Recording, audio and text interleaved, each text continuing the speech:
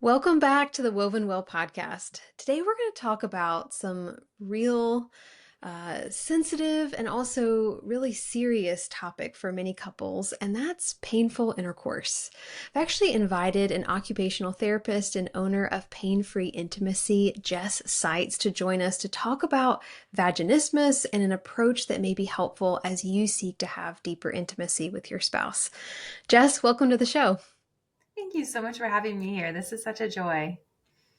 I'm really excited to have you on because I know that you've been working in this area for a while now. This is a passion project for you. And I have actually had many clients over the years, several at least, who have worked through your program and have loved it, have had a phenomenal experience. So I'm really glad to have you on. And I would love to hear a little bit about what made you want to focus in on pelvic health and vaginismus specifically.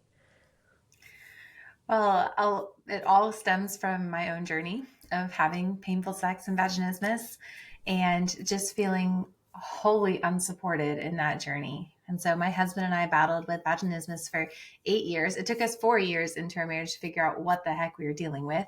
Hmm. He was unable to get in for the first 4 years essentially, and then we were able to work through pelvic floor therapy to get him kind of in.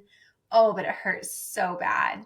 And so we had just given up on sex essentially. We had tried so many different things. So we had tried couples counseling, sex therapy, individuals counseling. We saw specialists, all kinds of bougie gynecologists, and then of course pelvic floor therapists so many times, did dilators, and just we were still miserable. And along the way, I mean, my faith is super important to me. And I just got told a bunch of things that did not align with my morals and beliefs, and Yeah. from both inside and outside the church, which was discouraging. And so after I healed, I was basically like, okay, peace out. I'm never mentioning the word vaginismus again.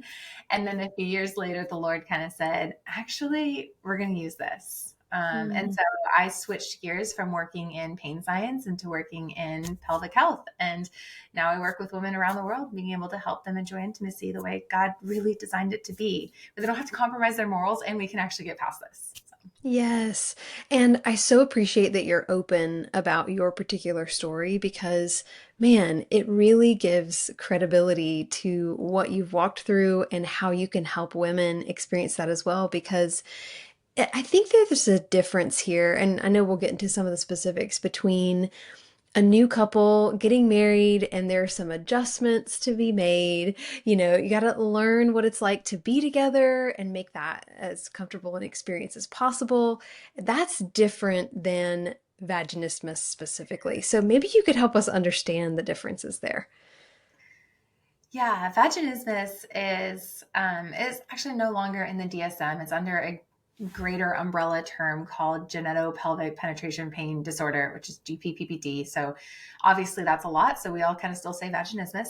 And Yeah. that's when penetration is kind of painful or impossible. And so it's an involuntary muscle reaction when upon penetration. And it can be anything from a finger, tampon, dilator, speculum, penis, whatever. It can pick one, it can pick none, it can pick all of them. So it's highly situation dependent, but it's where you can either not get something in, or it burns and stings and your body is just kind of reacting in a way that's not wonderful. And Uh, so that's a pretty, and when I get a newlywed couple and they're like, is this vaginismus? Is this not? First thing I say is sex should never be painful. mm. It might be a little awkward in the beginning, and with time you figure that out, and you're like, oh, okay, this is when we should put the lube on, and this position's a little bit better. But vaginismus tends to persist, and then it starts to cause sometimes a little bit of avoidance and dread, and a lot more question marks than I would say figuring it out kind of capacity. Really great clarification there because I do think that a lot of couples are hesitant to put a label on it. And I know I've worked with many ladies over the years that just want it to go away. They don't have to think about it, they want it to just go away. But like you said, it keeps coming back. It becomes an issue where you avoid intercourse, you don't want to be together, or you're fearful of it. And man, that really matters. I also appreciate you mentioning tampons or speculum, because I have single ladies too who wonder if this could be something that they're dealing with. They're like, well, I'm not married, I'm not sexually active, but I can't put a tampon in.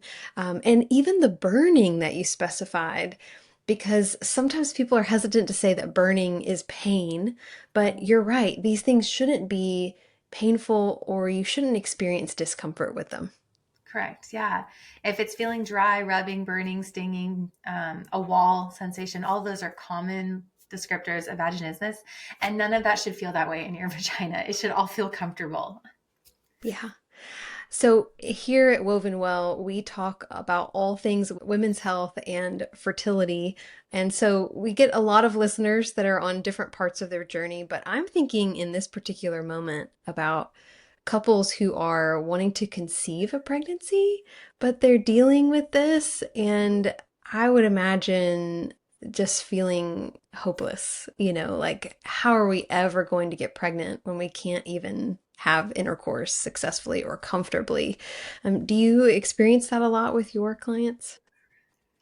Yeah, I'd say my first thought is my heart goes out to you because that is two really difficult things to hold. Both pain and vaginismus and the trying to conceive process are heavy. And so I just want to encourage that listener to take a deep breath right now and know it's okay. You're not alone. And it is a little stinky, but it is possible. It's just, yeah, it's a lot. It's a lot. Yeah. I know people who have begun working with me and they've said, we've been trying things on our own, like turkey basters, or we've gone to a doctor to have an IUI, procedure, something like that. But what they found is they're still experiencing the pain. They associate it with intercourse, but like you mentioned, it's really anything in that area can sometimes cause that Mhm. reaction. Is it a physical reaction, a physiological reaction, a psychological reaction? Help us understand the cause Oh, of it a little bit. all of the above. it's and this is now as I stand, over 6 years of not having vaginismus and being healed. Now I can confidently say this is the fun of vaginismus. Is there's a lot of complexity to it. There are a lot of layers, and so in a nutshell, your body does not feel safe with something coming into the vaginal canal. Now, sometimes the body might feel safe with a tampon, but it doesn't feel safe with the penis. And I've had a client who got all the way or got to be able to transition to having sex with her husband, but still couldn't get the largest dilator in. She didn't feel safe with that. So it's not a one size, this, if this, then that kind of formula. But essentially, your body is not feeling safe with something coming in. And so we have to figure out, okay, how can we get your body to feel safe with that? And that could be physiologically, that could be psychologically, it could be it definitely is nervous system related. It could be emotionally, it could be spiritually, and it could be all of them. So that's where we got to kind of work through that holistic lens to get your body to feel safe with something coming inside. That is such a good point, and I really love that you mentioned spiritually as well. So, we talk a lot about faith here as well, so feel free to share anything, but we talk a lot about faith, and it's interesting how women over time have heard messages from the church or well-meaning Sunday school teachers or you name it, and that starts to seep in. Is it possible that those kind of messages and conversations could have an impact here? We could have 6 different podcast episodes about this. Yes, definitely, definitely. I mean, the biggest one is you've trained your body in all of singlehood and engagement and dating life to shut down arousal. And then all of a sudden, magically, there's a ring on your finger and now it's okay. And your body has for years learned and you've told it to shut down arousal. And so it can't just flip that switch. It's been trained conditionally to shut it down. And all of a sudden you say, but just kidding, now is the time we can do it. And your body can't do that U-turn that quickly. And so I think Yes. that message of shut it down, it's bad, needs to be wait for it, it's amazing. And shifting just that perspective can make it that wedding night experience be a little bit better. But there's, oh gosh, there's so many, so many unfortunate things. I completely agree with you. I think it's so important to have that distinction, and I really appreciate you mentioning it. And I'm also thinking about the benefits to the couple beyond intercourse, which is very important. It's very important to any marriage. But I'm thinking about the overall intimacy that's possible when there's not that barrier of, like you said, your whole life you've been shutting it down, shutting it off. And then that's going to overflow into other areas of your life as well. And how you express things emotionally, how you are intimate with your spouse. I think it's going to overflow into those areas too. So, that's a really exciting possibility that what you're saying is there's hope. Obviously, you had healing and you've walked many women through that healing process through your program. Would you tell us a little bit about what makes your program unique versus going to a pelvic floor therapist, which we have good pelvic floor therapist friends and they serve a very important purpose. But like you said, it's not the answer for everyone. Right. So, what this program really highlights is seeing the individual in the beautiful complexity that's there.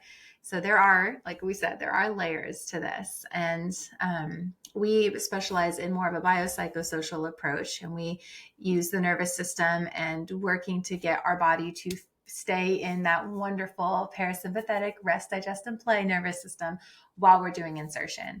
And so to do that, we do all kinds of wonderful things to make us our body feel safe while still using the pelvic floor therapy skills. And so we are still doing, training that pelvic floor to respond a little bit better.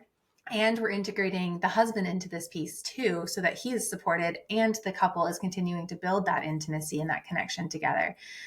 So we incorporate the elements of, the physiological stuff with like the pelvic floor. We do the emotional cognitive stuff. We do the nervous system stuff, and we do the spiritual side of things. And we integrate those into beautiful overlapping layers that integrate well together, to fully support the woman and the couple to be able to, heal at a deeper layer. I'm not interested in just getting a penis in without pain. Our whole Yeah. goal is to make intimacy something truly beautiful, and that's restored and redeemed to what God designed it to be in the Garden of Eden. And that's what we want to work towards. Not just pain-free, but incredibly beautiful and pleasurable. Beautifully said. So, at what point should a woman or maybe a couple look into pursuing this program versus trying things on their own? I would love to say immediately. Because I would rather, let's do it right the first time and really support Yeah. you collectively from the beginning instead of learn. Because a lot of times, what I get to do with clients, and I did this with myself, is we have to unlearn some of the coping mechanisms or compensatory strategies our body has done, to try and protect itself that haven't been really at that foundational level. And so I'd rather let's like target that foundation from the beginning instead of build this building that crumbles a little bit and crumbles a little bit. And then we're then having to go back to the foundation. So I say Yes. let's chat sooner rather than later. And listeners, Jess has chatted with several of my clients to help them figure out if this program is a right fit for them or not. And so you can talk with her or message her on Instagram. We'll certainly be sure to have those links in the show notes. But Jess, thank you so much for sharing a little bit about not only your experience, but the hope that there is for women and for couples that it's not just about lowering our pain, but it's about really living into the fullness of this gift of God for married couples, and that it's worth it to do the program, to take the steps, to, have the hard conversations to get to that point where a couple can have that kind of intimacy together. Yeah. And I would just say, like, if this is you and this is your story, you're not broken. You're certainly not alone. And you are worthy of being healed. And the kind of intimacy that God has created for you is worth pursuing. And so, yes, Yes. the trying to conceive process is beautiful, but I would argue the intimacy that God has created for us and designed in marriage, that is what we want to really chase after. And don't give up, friend. You are so worth getting to enjoy what God has created for you. It's so awesome and it's so yes, it's awesome to get to that point too. So Yes, preach. I am totally with you. I completely agree.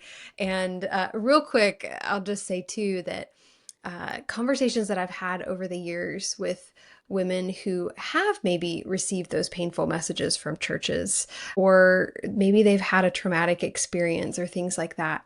If you especially know that you think that intercourse could be something that's painful, or if you can't use a tampon without pain or go to the gynecologist without that sense of dread, then, like Jess is saying, don't wait.